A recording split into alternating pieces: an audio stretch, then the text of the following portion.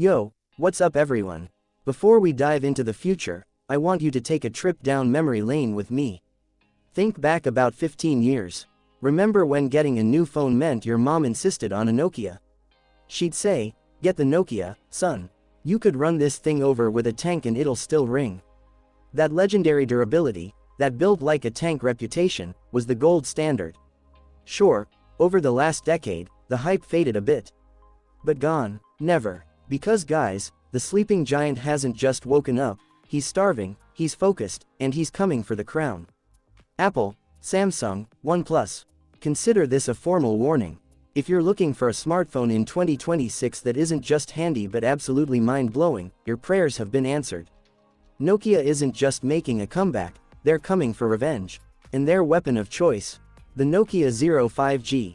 Let's break down the leaked specs, the price, and that highly anticipated launch date. Let's get into it. Display. First, let's talk about the window into your digital world. This isn't just a screen, it's a 6.75-inch 2K plus LTPO Super AMOLED masterpiece.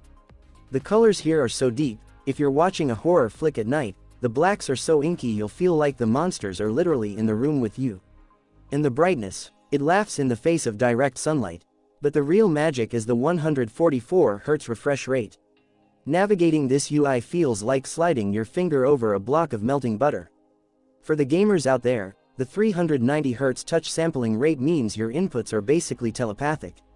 And because it's a Nokia, it's built to survive. We're looking at Corning Gorilla Glass Armor 2. Keys, coins, or even a pocket knife, this screen stays flawless. Camera setup. Now, let's talk about the spec that's currently breaking the internet. I've seen some wild cameras in my time, but a 300 megapixel primary sensor.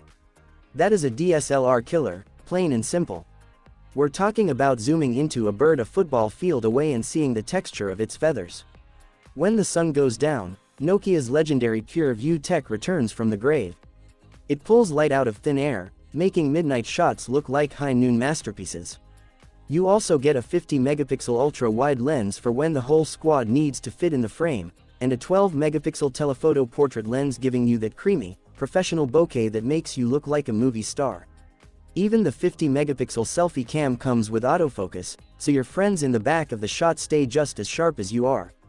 Performance. So, what's under the hood? To handle this much power, Nokia didn't just bring a knife to a gunfight, they brought a nuke.